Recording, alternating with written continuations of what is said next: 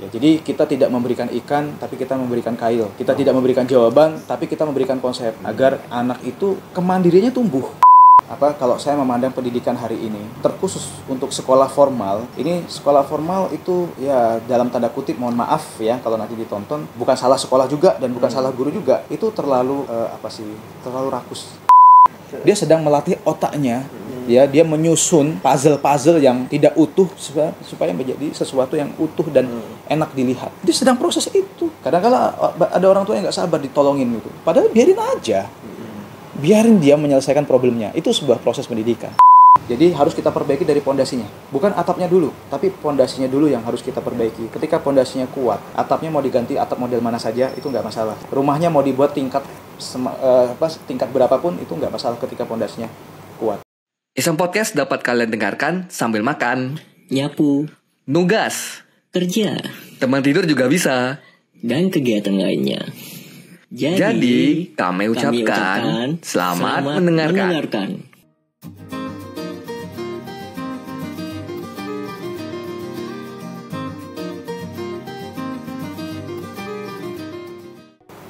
Bagaimana posisikan bimbel ini nih menghadapi kurikulum yang fluktuatif gitu loh? Apakah malah mengadaptasikan atau punya caranya sendiri gitu? Ya, kalau dibilang pusing, kadang pusing juga ya. Pusing juga, tapi saya selalu optimis ya. Saya selalu optimis. Jadi saya selalu berprinsip orang-orang sukses itu dia akan melihat peluang pada setiap kesulitan. Dan ketika pergantian kurikulum sulit, ya kita sulit. Pada akhirnya di lapangan kita harus menyesuaikan juga kebutuhan, karena tadi fungsi kita itu sebagai pendamping. Ya, siswa butuhnya apa? Siswa butuhnya A, masa kita berikan C? Kan gitu. Tetap kita akan melakukan penyesuaian. Cuman kami itu kami fokus di 3 hal, ya. REC namanya. Remedial, enrichment, dan consulting. Nah, jadi apapun kurikulumnya, ketika kita berfokus pada ini, itu kita akan bisa menyesuaikan. Ya. Jadi kita punya namanya klinik ya, G-klinik, ya, Genza klinik. Jadi Genza klinik ini kita tidak cuman menangani problem-problem semacam PR gitu ya, tapi di Genza klinik ini kita juga membuka peluang konsultasi orang tua ya dalam menangani problem anaknya di rumah. Apa yang harus dilakukan oleh orang tua? Karena saya pikir sehebat apapun posisi kami sebagai bimbel, itu tidak akan bisa menghasilkan produk-produk atau tidak bisa menghasilkan generasi-generasi yang hebat kalau tidak kolaborasi dengan orang tua. Jadi kolaborasi itu penting sekali. Oleh karena itu biasanya kami menyelenggarakan program parenting. Parenting itu untuk menyamakan prinsip dalam mendidik. Selama ini saya pernah diprotes. Anaknya punya PR. Datang bawa bukunya. Nah, habis itu WA. Mas, aku punya PR halaman sekian, nomor 1/30. Ya, saya bilang. Kalau saya kerjakan PR itu bisa nggak? Bisa nggak saya dapat uangnya? Bisa. Bahkan saya bisa minta lebih banyak gitu. Tapi saya nggak lakukan itu, teman-teman. Tapi saya kasih catatan. Kamu baca dulu bukunya, kamu harus pelajari dulu, kamu coba isi dulu. Bagian mana yang tidak bisa kamu tandain. Datang lagi kemari, nanti kita bahas sama-sama. Saya tidak mengatakan datang lagi kemari nanti saya kerjakan.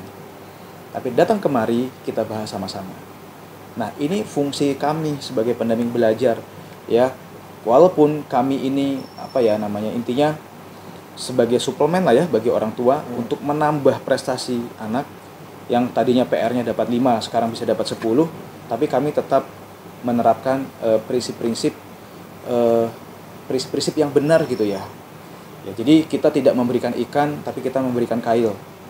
Ya, kita tidak memberikan jawaban, tapi kita memberikan konsep agar anak itu kemandiriannya tumbuh. Bukan malah kita hancurkan menjadi anak yang tidak mandiri. Gitu. Jadi kalau ditanya bagaimana Genza memposisikan diri, tetap kami memposisikan diri sebagai pendamping belajar, tetap menyesuaikan kurikulum yang berkembang. Di sisi yang lain ada prinsip-prinsip tadi itu. Prinsip REC ya, remedial, enrichment and consulting gitu. Itu. Kemudian kami juga punya produk-produk lain yang itu bermanfaat. Misalnya ada tes diagnostik tadi.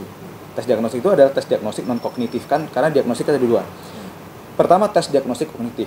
Tes diagnostik kognitif itu dilakukan sebelum anak mulai pembelajaran di sekolah. Misalnya masuk tanggal tahun ajaran baru, misalnya tanggal 10 Juli. Ya. Nah, kan 10 Juli itu dilakukan tes diagnostik. Tujuannya adalah untuk mengetahui pengetahuan awal siswa tentang sebuah konsep, sehingga kita tahu dari mana kita harus masuk. Oh, ternyata perkaliannya mayoritas masih banyak yang nggak bisa. Lalu langsung kita ajarin pangkat, kan nggak, kita selesaikan dulu. Itu yang kognitif. Nah, kalau kami itu tes diagnostik non kognitif. Non kognitif itu satu, mengukur IQ, yang kedua untuk mengukur potensi terpendam anak gitu. Yang itu banyak orang tua nggak tahu. Ternyata baru diketahui potensi terpendamnya itu adalah visual spasial gitu. Tapi perlakuannya adalah kinestetik misalnya kan, banyak gerak, kan nggak match gitu ya. Itu juga yang menyebabkan proses pendidikan itu menjadi tidak optimal. Biayanya besar. Itu. Padahal kalau kita berorientasi pada karakter, kalau saya bicara karakter, ini karakter tuh ada 2 macam ya, 3 macam bahkan. Jadi karakter keimanan, karakter moral, karakter bakat. Jadi kita harus berorientasi pada karakter. Jadi karakter bakat kita lihat potensinya. Sehingga energi yang kita keluarkan, biaya, waktu itu tidak sebesar ketika kita tidak fokus gitu ya. Ketika tidak fokus, kita nggak tahu anak kita ini punya potensi di mana. Makanya banyak anak SMA tuh belum tahu cita-citanya apa.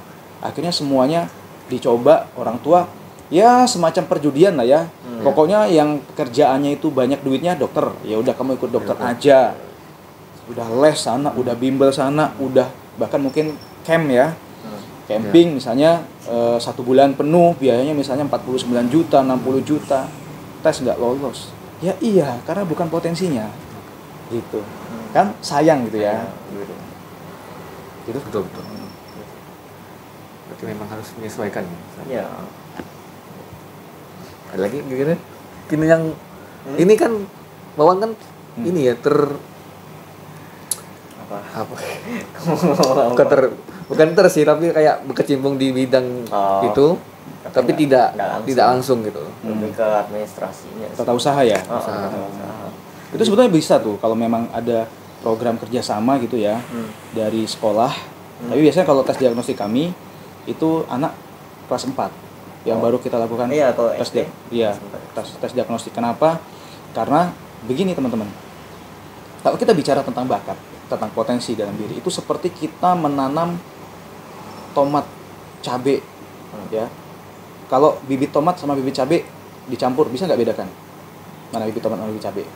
Beda tumbuhannya. Bibitnya, bijinya. Susah Biasa kan? Susah. Nah, kapan kita bisa melihat itu tomat itu cabai? Setelah kita semai. Paham maksud saya? Nah, dalam prinsip bakat itu juga sama.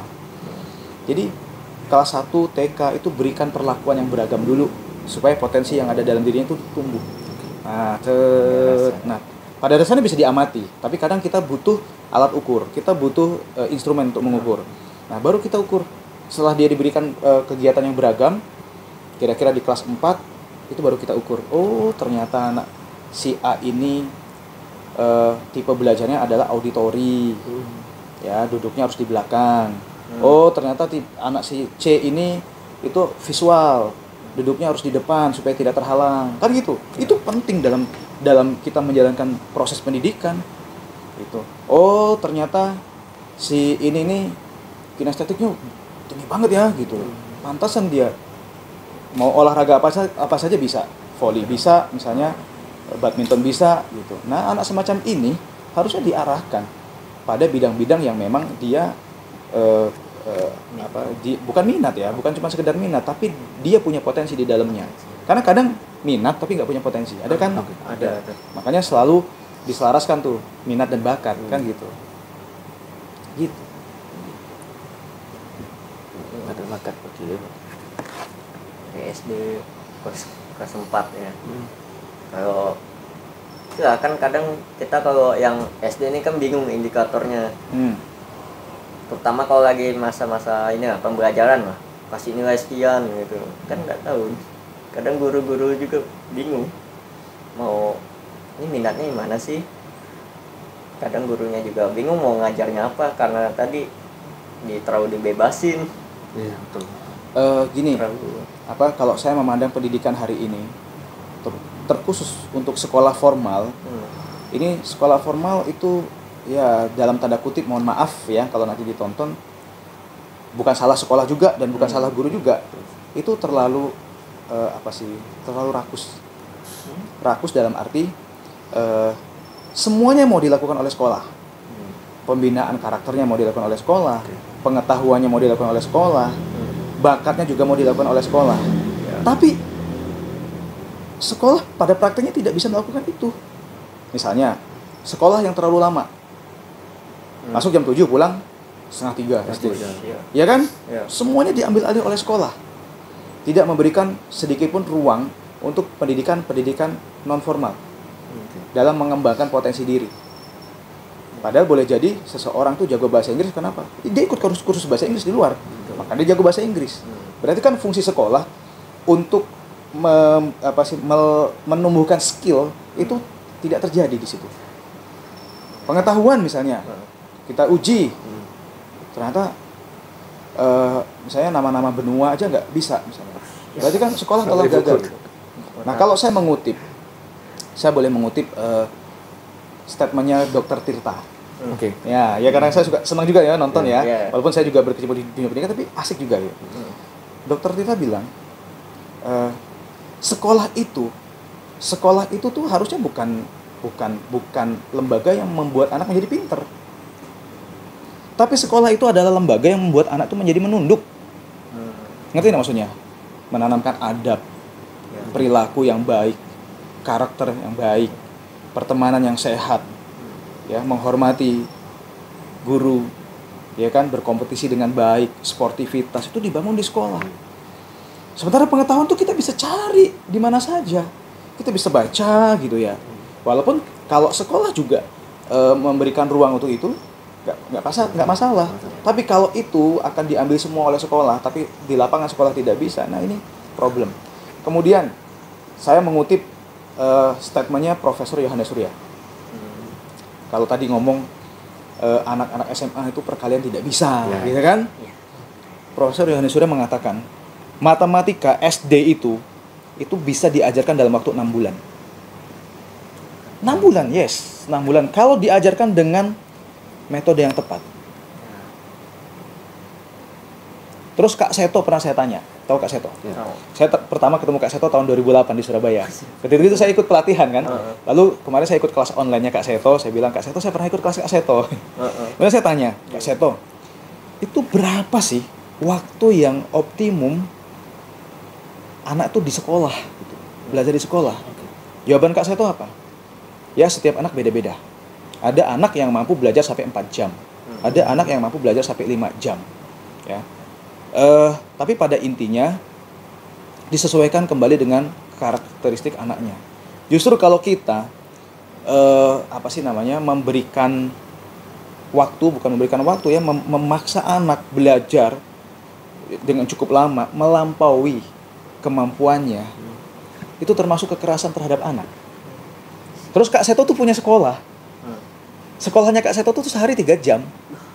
Seminggu 3 hari. Iya, seminggu 3 hari sekolahnya, coba bayangkan. Kayak kursus ini. Iya kan? Iya kan? Tapi berhasil. Ada yang jadi dokter, ada yang jadi tentara, ya. Ada yang jadi ahli di bidang pertambangan gitu. Kok bisa? Bisa. Kita ini sering salah itu pendidikan itu harus di sekolah. Enggak. Pendidikan itu bisa di mana saja gitu ya. Dosen saya namanya Dr. Leo Sutrisno. Itu dosen yang agak killer ya. Tapi pada kali ini saya sungguh takjub sama beliau. Orangnya sederhana. Setiap keputusan yang dia ambil itu selalu berorientasi pada manfaat orang banyak. Misal misal Pak Leo itu punya mobilnya itu mobil butut, padahal istrinya dokter. Dan kalau kita tanya tentang kemampuannya, jangan tanya lagi, ya. Tapi mobilnya butut. Kenapa? Karena beliau memandang mobil itu adalah fungsinya yang penting.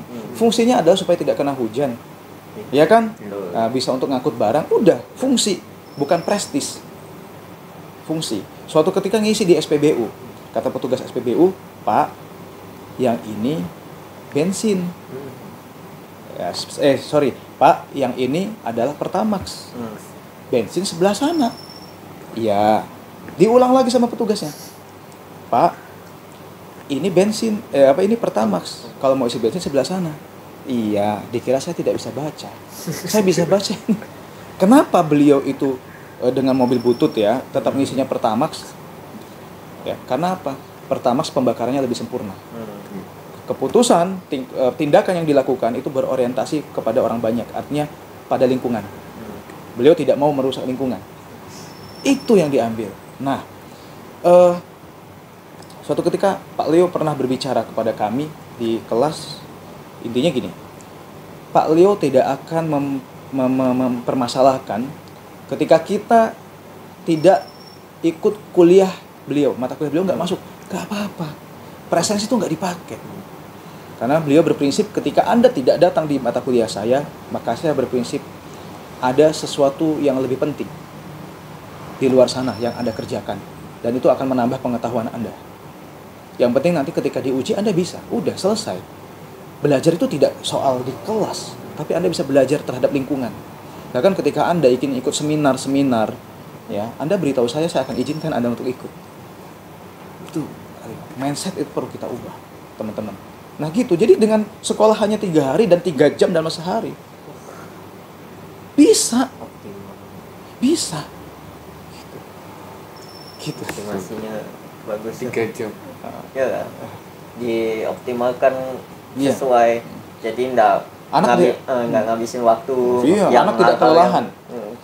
Terus kalau saya tambahkan lagi bahwa anak itu punya hak bermain. Karena dalam bermainnya anak itu ada proses pembelajaran. Nah kadang anak kok main terus, kapan belajarnya? Karena definisi belajar anak dengan definisi belajar orang tua nggak sama. Anak dibelikan mainan, nih kayak gini nih, dibelikan, dicopot-copotin. Nanti coba pasang lagi nggak bisa. Ya kan? Nah, padahal sebetulnya anak itu sedang belajar.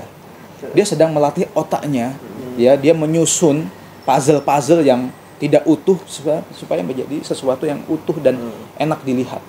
Dia sedang proses itu. Kadang-kala ada orang tua yang nggak sabar ditolongin gitu. Padahal biarin aja.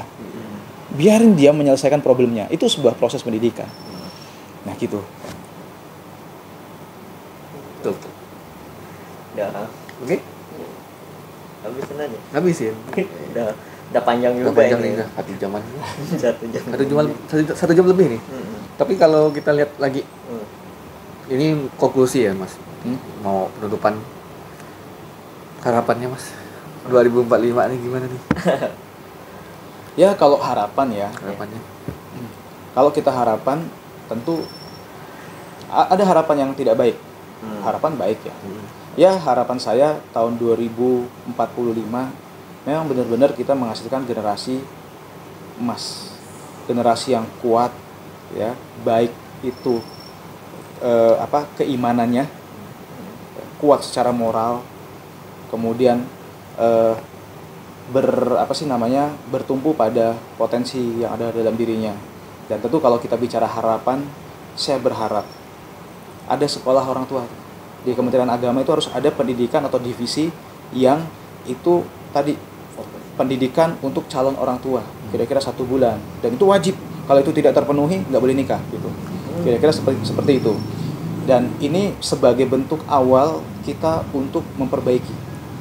Jadi harus kita perbaiki dari pondasinya. Bukan atapnya dulu, tapi pondasinya dulu yang harus kita perbaiki. Ketika pondasinya kuat, atapnya mau diganti atap model mana saja, itu nggak masalah. Rumahnya mau dibuat tingkat berapapun, itu nggak masalah ketika pondasinya kuat. Sehingga harapan saya, harus ada pendidikan untuk calon orang tua, kemudian harus ada pendidikan, tadi kan berarti pra.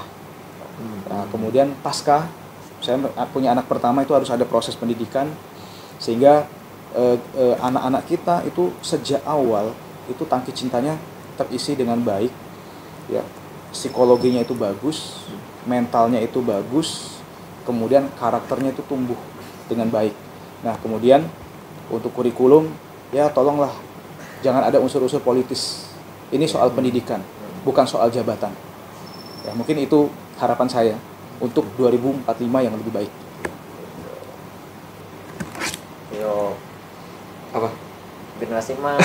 Si Mas kan berarti Ada optimis kita mah. optimis. Kan berapa sih? Ya, 30 tahun lagi. Tahun depan udah gitu. 2025. Oke.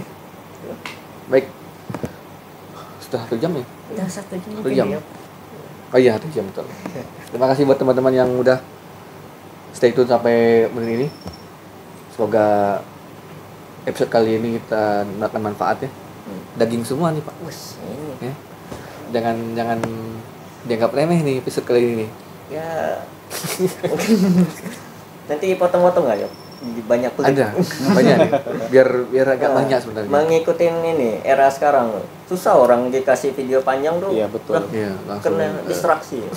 3 detik sekarang. 3 Tulisan yuk baca tuh. detik gimana sih 3 detik? 3 menit kali. Kan 3 TikTok. detik. 3 detik. Jadi video itu menarik. Oh, kalau di bisa awal, lebih 3 detik dari itu. 3 detik. Kalau dari kurang 3 detik udah di skip, nah berarti nggak menarik. Menit. Udah gitu. Nampak algoritma biasanya kayak gitu. Iya. Oke. Mungkin buat teman-teman yang mau kirim-kirim salam, kirim cerita, bisa langsung klik bit.ly/iseng-curhat, i-nya gede. Apa? Ada closing statement? Wah, udah, Nggak aku ada. optimis saya. Optimis ya? Iya. Optimis ya? Oke. Terima kasih buat Mas Yoyo yang udah meluangkan waktunya, kita ganggu di kantor ya. Di hari Minggu lagi kan istilahnya kan. Nah, jadinya terima kasih banyak lah buat insight-nya, mungkin ilmu-ilmunya mungkin ya.